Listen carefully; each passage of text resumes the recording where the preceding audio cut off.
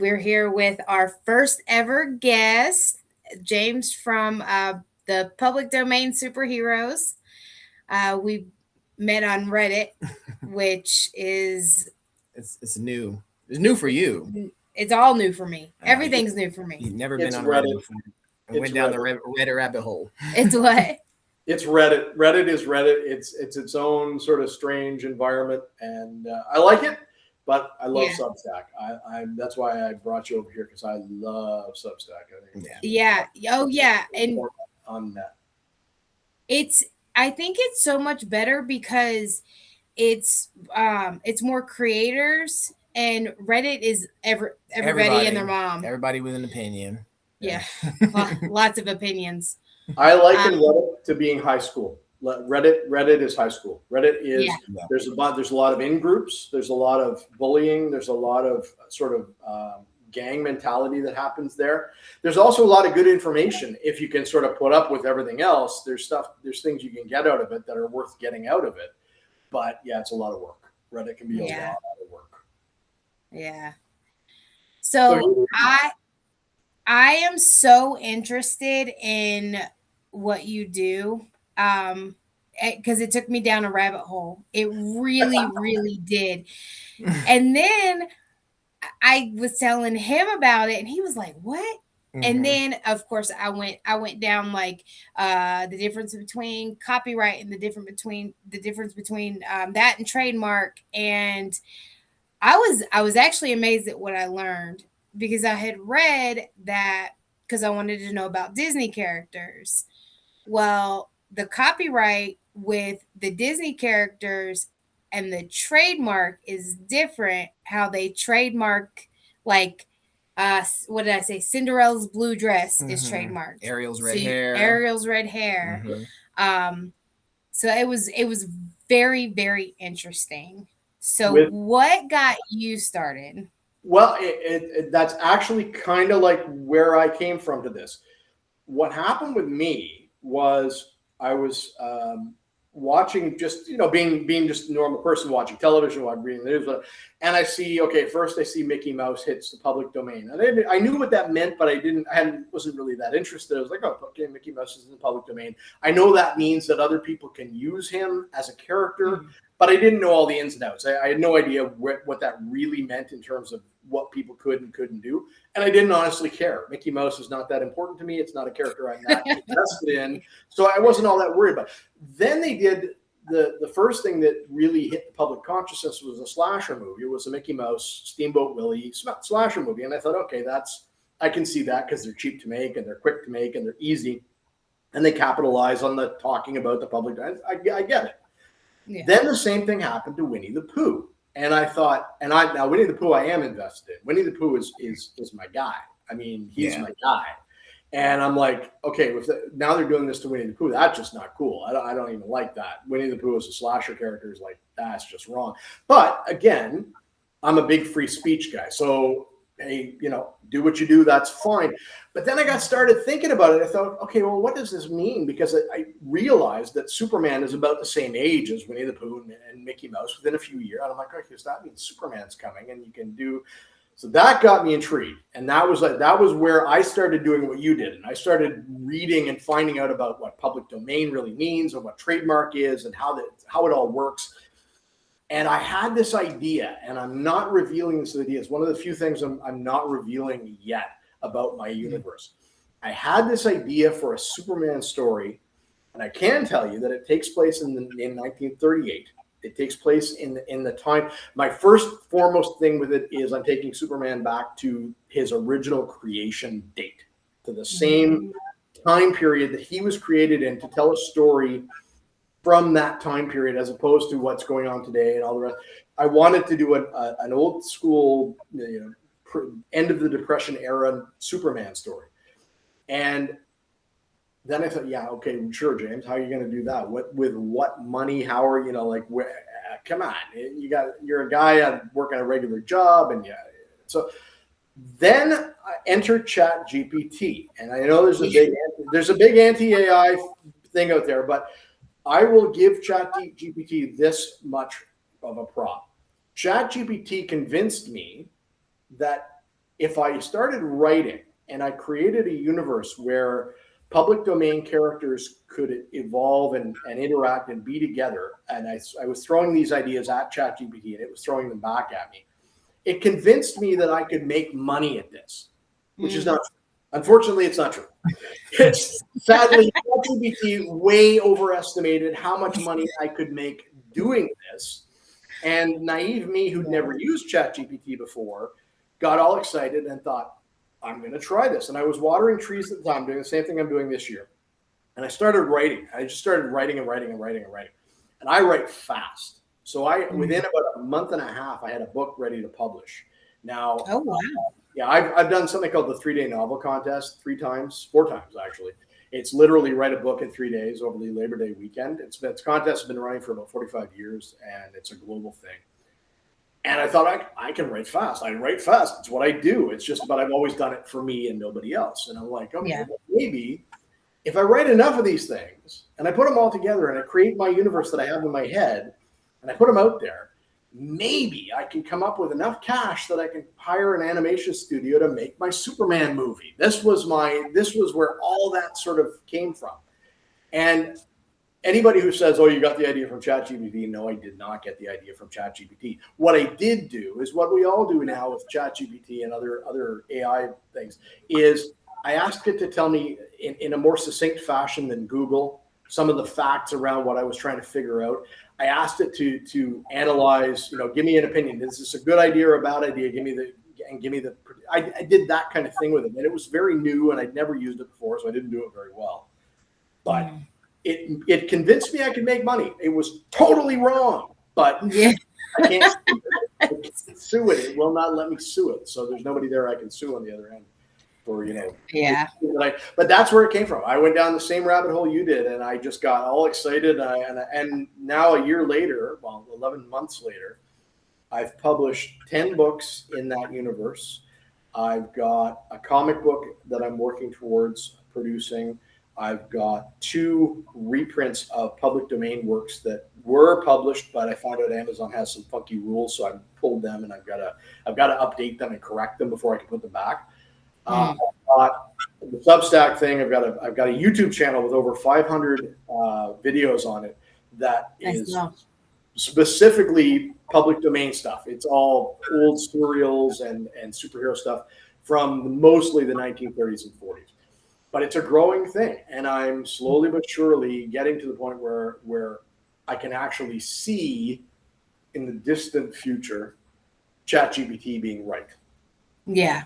Actually making money at it, but not nearly on the timeline ChatGPT back this time.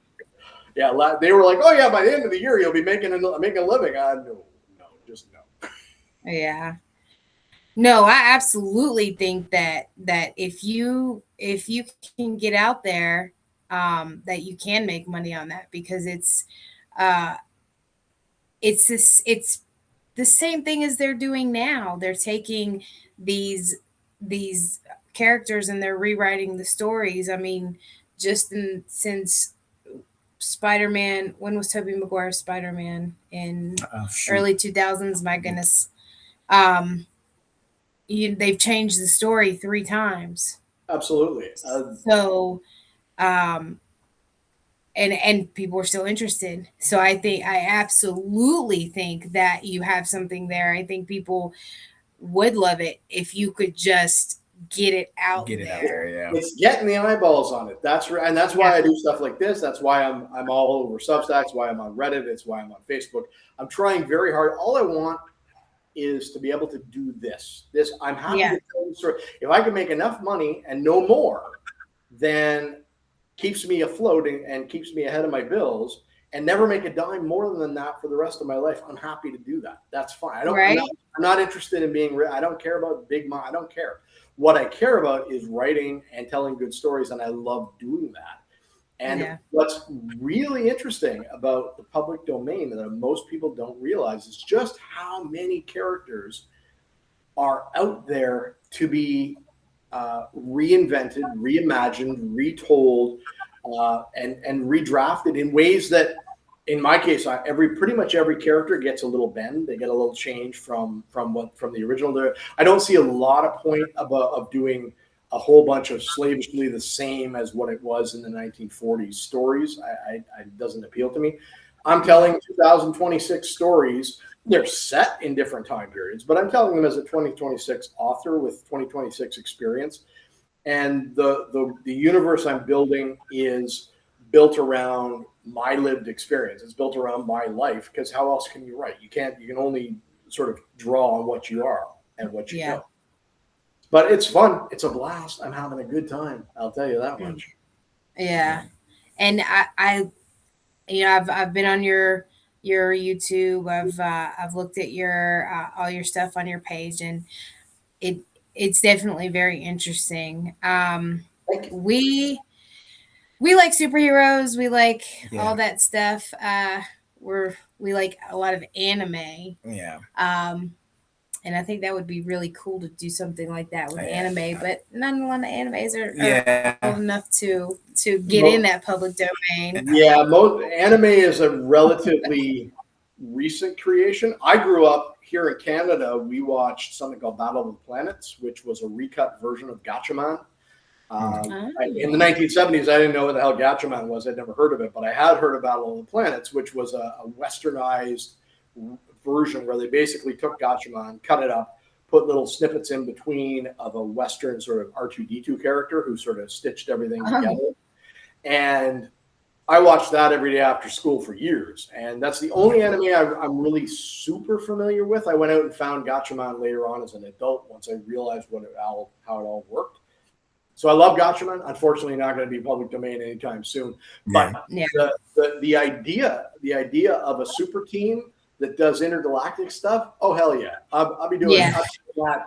I mean, that's on my radar. If you read my books, the universe is basically taking place in two distinct spheres, and three if you consider history. But basically, there's what's going on Earth, there's what's going on in the Empire of Mongo, and so far they're not really connected, but they are connected. Trust me, they're very connected. And so that means that down the road, there may well be not Gatchaman, but there may well be an intergalactic team of heroes doing similar type things to put that sort of adventure into my universe. Right now, my sci-fi heroes are Buck Rogers, John Carter, and a guy named Crash Corrigan.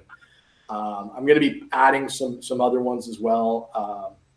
There are a few other public domain sci-fi type characters out there that are going to add to that. And then Flash Gordon comes along, will be public domain in 2030. And oh boy, can't wait for that. Flash Gordon right in there.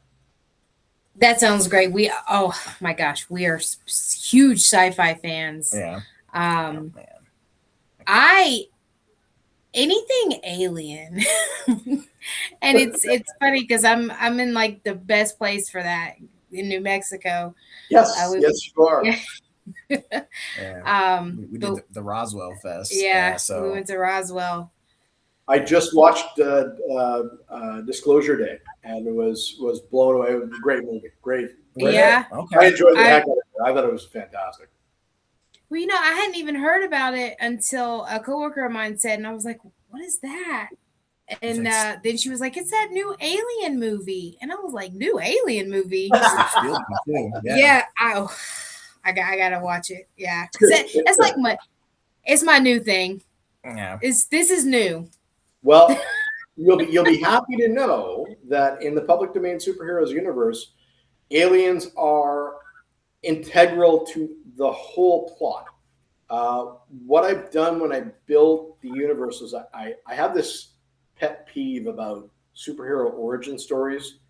They drive me nuts because there's so many of them, and they're all kind of like weirdly sort of kind of related, but they don't really. There's no sort of nice cohesive way to explain it. So I created one. I made one. I said, okay, Earth is central to my stories because I live here and it's easier to tell stories about what I know. So what I decided was that Earth is the only place in the universe that magic exists. So magic happens here. Well, why is that? That's pretty arbitrary. Why would you do that? Well, The reason it only exists here is that in the ancient past, the Empire of Mongo was at war with the elder gods of the universe who were magical in nature. And they basically drove them back to a point where they were able to imprison them behind what's called the Rock of Eternity. The Rock of Eternity is a Shazam Captain Marvel thing from Fawcett Comics back in the 1940s. And it's where Captain Marvel Shazam draws his power from. And I've recreated it as it's Earth. It's basically a big cork in a magical bottle that holds the elder gods out of the rest of the universe. And because we live on the cork, we get exposed to the sort of the bleed off through that cork, from that bottle. So magic happens here. We get characters like Captain Marvel, who's magic based. Eventually, we're going to get characters like Zatara and Dr. Fate and that sort of thing who are magic based. So then all of the other superheroes, now how do I do that? Well, what I've done with those is they all come from the Empire of Mongo. So if you have the superpower of super strength, it's because you have ancient alien DNA in you that when you took the super serum or got bitten by the spider or struck by the lightning or dropped in the bog or whatever, it activated that ancient alien DNA in you. And that's why you have that superpower. And that's also why when you and I get bitten by the spider or struck by lightning or dropped in a big pit, nothing happens because we don't have that. And that way it's all elegantly explained, and it gives me why there isn't, an entire army full of Captain Americas. They don't, because they tried the super soldier serum and it only worked on one guy because he's the only guy they tried it on who had that ancient alien DNA. So that's my way of making it all sort of make sense, because I've got characters with these weird backstories that are like, why does that even work? Like, that doesn't make any sense at all. Now it does, because whatever the crisis that happens to them, that's the thing that activates their superpower that they had all along.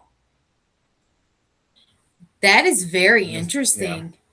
Yeah. I like it. Yeah. He's been trying to write a story for. I've been trying. Many years. I hit writer's block. I get writer's block so much that I've started and stopped like 20 stories in the last 10 years at least. Yeah. And I have drafts of every single one of them. And one day I figure I'll finish one. But I don't know how. I can totally relate. I most of my life, I'm 56. My first completed novel was in 2006, so 20 years ago. But I'd been writing since I was a kid. I'd been writing, I was 30 at that time. I'd been writing since I was a child. Never finished a thing. I had dozens of started novels, short stories, and I never finished one because I had a job and I had a girlfriend and I had things that I did do, and then I lost interest, or I just couldn't think of how to go to the next thing or whatever. Then I did the 3-day novel contest, and I spent $50. I spent $50 to enter it, and there was no damn way I was going to enter for $50 and not finish the book. And not finish something. I'm going to finish the book, and I did. And just this past year, I finished number 4 in the 3-day novel contest, which is the third book in the series I started back in 2006. I did that one in 2006, the sequel in 2007. I wrote a totally unrelated one in 2022. And then I finished the trilogy just last year. So I'm waiting for it to come out of judgment so I can publish it, because I know I won't win. I never win. That's pretty cool. I mean, maybe I'll force myself that day. The pressure of having something where you've put money into it, my friend, it works. It'll make you motivated. It'll be like, hey, no way I'm doing $50 and throwing that away and not finishing the damn book. Yeah, no, well, you know what? That's actually it's true, because he wanted to do voice acting. For years he's wanted to do voice acting, and then finally he just got some new stuff for the computer, and he picked up a part. It's a small part, but something's better than enough. Somewhere's a little start. Yeah, I say I check that box. I now know somebody I'm going to talk to about narrating one of my books for an audiobook. That sounds good. I'll try it. I'll do all kinds of voices too. I'm in. I'm sold. We'll talk after. We'll talk after. I actually use Amazon just has beta launched an AI read audiobook feature. I don't Mhm. particularly like it. It does a passable job. What it does for all you writers out there listening to this, what it does is it reads it back to you. And I'm telling you, when you hear your story read back to you by somebody else that's not you, so you're not sort of correcting your mistakes as you go, wow, better editing tool than any I've ever had in my life. It is Oh wow. Really? the best thing. Now, in my case, I'm broke, so I can't afford to spend money on a human. So I use this AI thing because it's free, and I haven't sold a single one, and I don't care if I ever do. I don't. Aw. They're there. I don't care. What they do for me though is the 4 or 5 books I pumped through this thing are all way better than they were before I pumped through it. Oh wow. A real, and they had all been through professional editing by a professional, I paid real money for editing, and having it read back still revealed things that not only that editor but myself missed on multiple read throughs. And it was like, it was dead obvious when you heard it read back. It's like, oh, that's wrong, that doesn't work at all. And you look closer and you're like, oh wow, what have I done? Fix that. And yeah, so yes, you're hired. We're going to talk. I will. That sounds good. That is interesting. Yeah, Yeah. that's I didn't know that did that either. I didn't even think about that, having it read back to you. I know But it makes sense. They were doing AI. Amazon was doing AI dubbing over like certain cartoons, and I know a lot. They took down a few of them because I think the issue was it just didn't have like that emotion it was looking for, Mm, and so they took a lot of that stuff down. But it was like big outcry that it wasn't up to par for like the cartoons and stuff. So I just I can't wait. I can't wait to see what it does. Pretty excited. well for yeah. books. What it does, it's like that. It's not as emotional as I would like. I much Mhm. prefer. I would love to have a human being narrate all my books. I mean, that's the ideal. Is if I'm going to sell audiobooks, I'd really rather hire somebody talented to actually do it properly. But like I say, for me, I'm not doing it. I don't care whether I ever sell a single audiobook on the AI front. I don't care but like I say, having them read back in a relatively humanistic voice with some emotion, with some sort of emphasis built in there, was enough to reveal literally dozens of mistakes that my pro editor missed. Wow. That's cool. That's Yeah. awesome. Shoot. You're gonna write a story and you're gonna I'm have him gonna read it back to try. you. Shoot. Yeah. He had this idea, and I thought it was really cool. It was actually just a story that Which one? the one that you had told Caleb about the backpack. Oh, about the magic backpack. It's like it was a magic backpack, but it was an alien. It had come down from outer space. Okay. Yeah, Yeah. Everything's alien. I know. Well, like I said, I've used them. Talked about the ancient aliens thing. I don't buy it for a second. Personally, I don't think our planet is that interesting that anybody that can travel the speed faster than the speed of light would bother with us, our little neck of the woods. But, Right? but man, does it make for good storytelling. It is so Yeah. for what I do, it is perfect. Because for instance, I have Professor Challenger, who's a public domain character created by the same guy who created Sherlock Holmes. Professor Challenger in my books runs across an old ancient spaceship that downloads a bunch of information into his head, and that sends him off on a bunch of adventures. And just that little, having that ability to make that happen that way solved a whole bunch of narrative problems for me. It was like, how do I get this guy to tell these 3 stories that I want to tell and make it sort of, well, now I know, and it works, and it's a perfect narrative device, and I use it and I love it. And I mean, if Giorgio Tsoukalos was public domain, I'd put him in books too, because I love that hair. The guy's hair it's awesome. Like anime hair. That's totally. Yeah.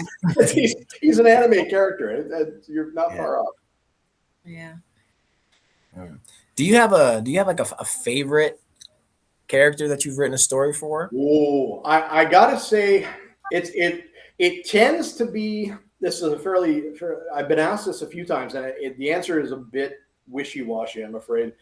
It tends to be whatever I'm working on at the moment, because I get into, what I'm doing so far that I'm like, man, I love this character. I started off, the very first story I wrote was a character named Spy Smasher, who's created by the same people who created Shazam, who created Captain Marvel. It's from that same Fawcett Publications. And I was in love with Spy Smasher, man. I'm like, oh my God, I love Spy Smasher. And I did like an animatic, and I did a Kickstarter, and I was like, oh, I was going to be, I had all this plans. And that sort of led into other things, and I haven't touched him in a year. I loved him at the time, but I haven't gone back and written the sequel to his story. It's out there. His story, first story, is out there, and it's very foundational to my universe. But I've sort of ended up on all these other tangents where I'm doing all these other characters. I just literally published this guy. This is Cormac McCart, who is a semi-historical character. He's actually the name of two historical characters and a character created by the guy who created Conan, Robert E. Howard. And I basically, Robert E. Howard reimagined him from those two historical versions to his own, never published it. So I've reimagined him again. And now my Cormac McCart teams up and works for King Arthur, and has his own adventure that I'm calling the Odyssey of the Gale. He's Irish, so it's the Odyssey of the Gale. And he's basically my Irish Odysseus. He's going to be going on similar, and I didn't even know about the Odysseus movie until this was already in process. I'm like, oh, wow. Oh, yeah. I had no idea. But my very favorite character, to answer your question, probably Captain Marvel. And that was a total, like, I didn't intend that because I had this Superman idea. But through what I've written, Captain Marvel, what most people know as Shazam from the Shazam movie. He was originally called Captain Marvel in the comics. There's a whole convoluted backstory. I'll write an article on Substack one day to explain it all. But ultimately, he's as powerful in his own way as Superman, slightly different power sets, a different mythological backstory, all that fun stuff. But I've now written 2 books about the Marvel family, and I've got a third one that's in production. It turns out Billy Batson and Captain Marvel are fantastic storytelling characters. There is so much to talk about there, especially the way I've done it, because I've changed a bunch of stuff. I've altered a lot. So there's been some Reddit backlash about my alterations. Some people don't like what I've done because my Billy Batson is a girl. So Billy. Bill, yeah, exactly. And they're all like, "Oh, why didn't you spell it Billie?" And I'm like, because she spells it Billy. I had nothing to do with it. Billy makes the rules. I'm just the writer, man. I'm just here. Yeah. But when she says Shazam and turns into the superhero, she still turns into a boy. She still turns into a male superhero. So that has all sorts of implications in the modern era about gender issues and all the rest of it. And I totally ignore that. I don't care. That's not why I did it. That's not why I did it at all. I did it because Billy thinks of superheroes as tall, blonde, buff white men, because that's what Hollywood has fed her for her whole life. They all look like Reacher, they all look like Chris Evans, they all look like Thor. That's what a superhero looks like. So when she becomes a superhero, that's what she becomes. Yeah, that makes sense. I'll spoil a little bit going forward, and it won't be revealed for almost a decade yet. That's how long my plans are, guys. I actually have like a decade's worth of plans for this. I wish I had plans for a decade. Yeah, me too. But I literally have cork boards. I literally with cards, and they stretch across the room. It's like a huge. And I crazy yarn and the whole bit. It's insane. But like a crime board.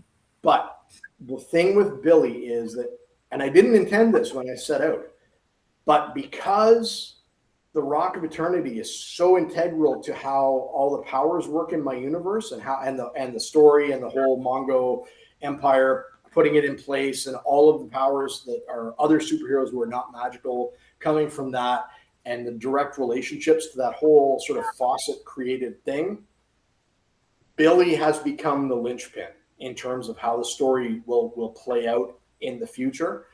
The Billy Batson Captain Marvel character is probably, aside from the villain I have yet to reveal, Billy Batson and Captain Marvel are essentially the stars of the show. They are the most important part. Doesn't mean that there isn't other characters. I cannot wait to get my hands on Superman and Batman and Green Lantern and Wonder Woman and Dr. Fate and the Spectre and the Atom and all the rest of them that are coming. I cannot wait. But in the meantime, I got to wait 7 years for Superman, 8 years for Batman, 9 years for Captain America, 10 years for Wonder Woman. So I mean, I got to tell stories in between there. So Yeah. there's a lot of time to get before I get to those characters. And they will be as important too. They've got their own roles. I've got plans for all of that stuff. But I get to tell Captain Marvel stories. How much fun is that? I grew up like I'm way older than you guys. In 1970s, I knew who Captain Marvel was before I knew who Superman was. I'd never heard of Superman. I'm 6 years old watching television, and there's a live action Shazam show. And that was what I knew a superhero was. That's what I learned how a superhero operates. Yeah. Then, when I was a little older, I discovered Superman and Batman and all the rest of them. But the first exposure, Captain Marvel, man, when I was a little gaffer. That's where I'm at. Yeah. Here I am writing stories about him 50 years later. So, do you? I know you said you reimagine characters. Do you create your own? Oh yes. Every time, even though I'm using public domain, and I get this, the other question I get all the time is, why don't you create your own heroes? Well, because you wouldn't be talking to me about it if I was just talking about my hero, Captain Awesome, who nobody had ever heard of.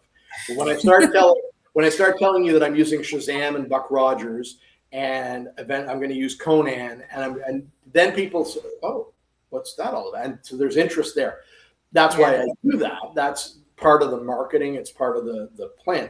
But it also means I got to write books about these people, and there's just not enough to just say, okay, I'm going to use Captain Marvel and Billy Batson, and I'm going to write a story. I still need a villain. I still need a supporting cast. I still need other characters they meet along the way. In some cases, I pull them out of the other public domain things. So in the case of Captain Marvel, she's interacted with Ibis, who is another Fawcett creation. Ibis has interacted with a bunch of my characters because he's semi-immortal. So he's gone way back in time to the future. He's all over the place, and he's again another integral character. But I also, when I do Buck Rogers' story, I need other characters, right? Like I've got Buck Rogers and I've got Wilma Deering, but I need a villain. I need other characters for them to interact with, and some of them I can't use. Like there's a character from the Buck Rogers TV show called Dr. Theopolis, who is a little AI sort of necklace that one of the robots wears, and he's a character just in this little sort of, that big, but he's a very intelligent sort of entity. I can't use him. He was created in the 1970s for the Buck Rogers TV show. He's copyrighted by them. So I created a city that Buck Rogers ends up in that's called Theopolis. That's where he ends up. So, but he also has to interact. Another character from that show, if you might be familiar with, is Tweaky, who was the little silver robot who was sort of sassy, voiced by Mel Blanc, the Bugs Bunny guy. And he was Buck Rogers' little sidekick, again, created for the TV show I grew up with. I can't use him. But I created Mickey, who is a modular, integrated kinetic intelligence, Mickey, M-I-K-I, who she's not a robot. She's an AI who lives in the city's systems. And she can present as a little cart. She can present as a little, like a Roomba. She can present as a voice on a screen. She's all over the place. And Buck actually carries her in a little wristband.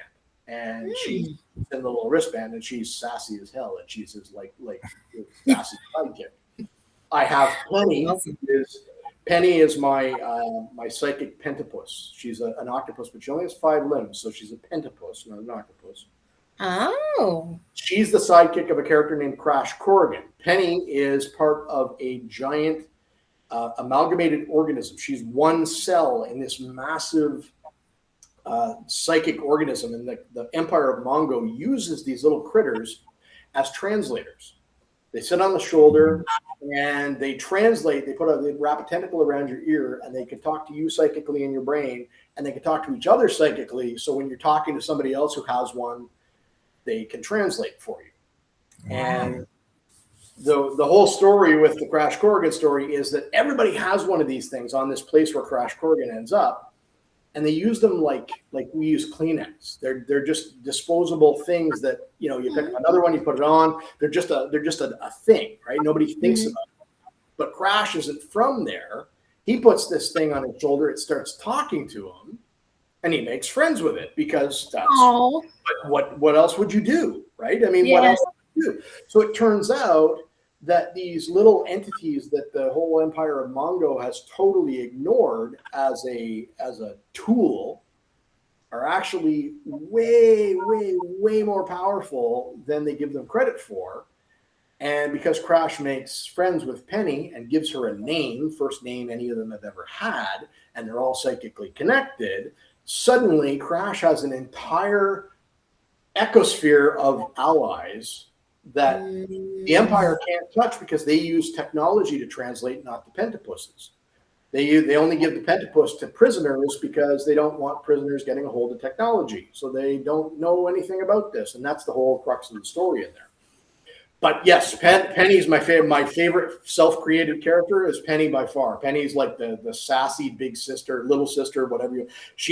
I actually have had more compliments about Penny and the interactions of Crash and Penny than anything else I've written. Penny is beloved, and she's great. And she's going to be, I love Penny. She's the best. She's the best. That's cool. That is cool. Yeah, I like that. Man.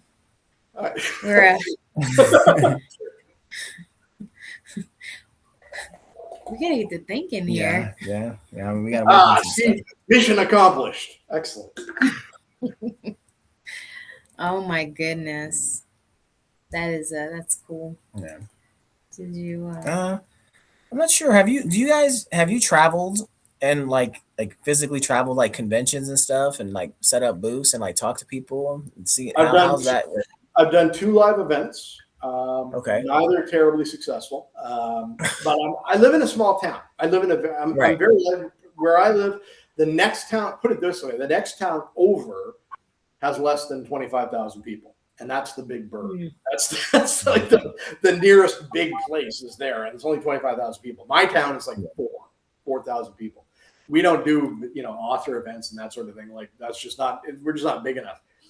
I've done one in Kingston, which is a city about an hour from here, which is more of a Canadian city size of probably 500,000 people, something like that. And I've done one in Brockville, which is the town I was talking about. Again, neither one terribly successful, more for experience. And then, of course, I'm working nights right now. So I'm all summer long, I'm working nights. So the idea of going to a convention on a weekend that starts at 8 a.m. and I have to be there awake between 8 a.m. and like 4 in the afternoon, forget it. I just can't do it. That's when I sleep. So this year, it's pretty much a bust. I haven't really come the fall. I'm hoping to find a few more events like this. What I'm also learning is that most of these are basically booked like in the fall for the summer. So I was unaware of that. So I didn't sort of jump into it for this summer. I didn't know that I needed to sort of start thinking about this stuff this far in advance. So there's a note on my board to start looking into like, Comic-Con type stuff. Yeah. But not all of them are free. Not all of them are accessible. And for me, I'm not sure. The first one I did was pure auth, like just sort of a mix of different books. My stuff is very genre, and I was like the only comic book adjacent guy there. So I sort of stuck out, which I thought would be good, but wasn't all that good. Oh.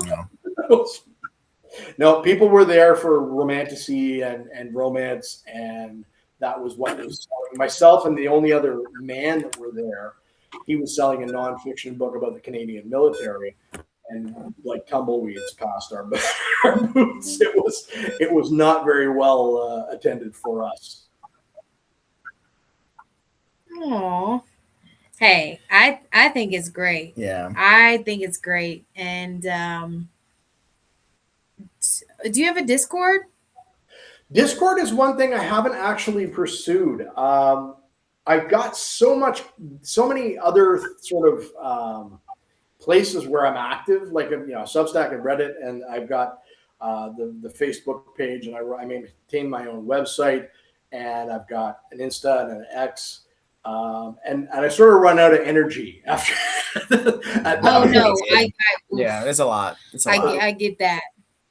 Well, we'll have to see how we can get you out there because Well, what you what you got going on is great. It's really great, and I mean, you're very creative. You have very cool sounding characters. Like, oh my gosh, Yeah. and yeah, people need to I hear gotta it. say, I do a lot of these Substack interviews with other authors, and I'm sitting where you are asking the questions. This is wonderful. I never get to go off on my rants about my stuff. So this is a blast. Yeah, Yeah. Thank you for having me. I'm having such a good time talking about because yeah, of course. honestly, for me, these characters are beloved. Like I really do. People watching might be going, "Man, he's really Yes, I am really enthusiastic, and that's real. I love this stuff. I just absolutely love this stuff, and I can't write fast enough to do everything I want to do. This is like I just have so many ideas, so many things I want to do, and to reassure anybody who's thinking about jumping into my universe, yes, I have a plan. There is an end game. I have a date when I'm going to start writing the final parts of this universe.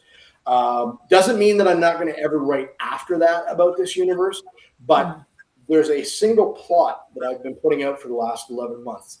That plot will go to 2039, and in 2039, I'm going to start wrapping up that plot that year. I plan to basically have the plot finished 2040. Now, Oh, that's your counter. yeah, that's my counter. That's why there's a counter Yeah. on the website. The date of 2040 doesn't mean that I'll never come back and write more Captain Marvel stories, and it doesn't mean necessarily that the universe ends then. But my plot portion of it will end, and there will be a massive change. It's sort of my crisis point, my end game, my whatever you want to call it. All the good names have been taken. all, Yeah. all the good finale names have been taken. Every time I think of one, I'm like, nope. DC did it. Nope. Marvel did it. Nope. It's already been done. So I have to come up with a better term for it. But basically, there is an end. There's a plan for the end. And the other thing that I want to let people know, if they don't already know, when you're reading one of my books and you come across something and you say to yourself, wow, okay, that's the Gauntlet of Naboo. Is that Naboo as in Yes, that's who I mean. Exactly. Whoever you think I mean, that's who I mean. I can't use them right now because they're still under copyright, but I can tell you they're there. The whole point of what I'm doing is that when these characters hit public domain, I'm not adding them to my universe that year. I'm revealing that they've been there all along that year. Oh, That's the difference. I'm not saying, okay, Superman 2034, Superman enters my universe. No. Superman lives in my universe today, already, yesterday, today, tomorrow. He's already there. I just can't tell stories about him yet. yeah. I'm not allowed legally to tell Superman stories. But if you read closely what I'm writing and you read carefully the books that I've put down, not in every book, but every so often, you're going to run across something, and you're going to run across a character saying something about something they read or something they heard about. And you're like, is he? Yes, I am. That's who I'm talking about. I'm talking about that guy. Whoever you think I'm talking about, that's who I'm talking about. It's little Easter eggs. Big time. Lots of them. Lots of them. The Sweet. closer I get to the character's reveals, the more that'll happen. Mainly because obviously I'm trying to set up, my Superman book when it comes or whatever. But also because I sort of figure like DC Comics, if it's, November 2033 and Superman becomes public domain in 2034, and somebody happens to run across one of my books and say, I think he's talking about Superman. That's real. Well, I doubt they're going to really be that concerned with a month to go. So the closer I get to those dates, the more I'm going to skirt that line, the more I'm going to sort of walk closer and closer to reveals. I can't actually ever cross that line, but right now I'm over here. Like right now I'm here and I'm talking about it. The year before the reveal year, I'll be pretty close to the line. I'll be like, okay, I'm right about here. Yeah. Hey, that's really cool. Yeah. That is neat. Man. Oh, shoot. I don't have much I can't else. think of any more. Aw. It left them speechless. No, I dig what you're doing. I think it's awesome. Thank you. I appreciate that, and I do appreciate you guys having me on. I'm so glad to see you here on Substack because honestly, this place is so much more friendly to folks like yourselves who want to create something and are new to it. So we're all learning. We're all sort of figuring out how we do things. Yeah. And this place is more open to that than anywhere else I found online. Everywhere else online sort of expects you to be an expert before you open your mouth. Yeah. There's kind of this like, well, what do you mean you're saying you don't know everything? Well, no, I don't. I don't know everything. Obviously, that's kind of the point of having a discussion, not a lecture. But Right. yeah. So I'm so glad. I'm so glad to mention you guys. It's great to see you here, and thank you so much for having me. This is so much fun for me as somebody who does what you do. Being on the other side of this is a hoot. I love it. It's having a fun. Yeah. Oh, cool. Next time I'll have you guys on. And I'll interview you about building a podcast. How about that? Okay. That'd be cool. Yeah, I'm down. that'll definitely be cool. Excellent. All right. I guess until next time. Fantastic. Well, thanks very much for having me, guys. I appreciate it. Yeah, thank you for being on. Thank you for being on. Appreciate you. Yeah. Take care. You too.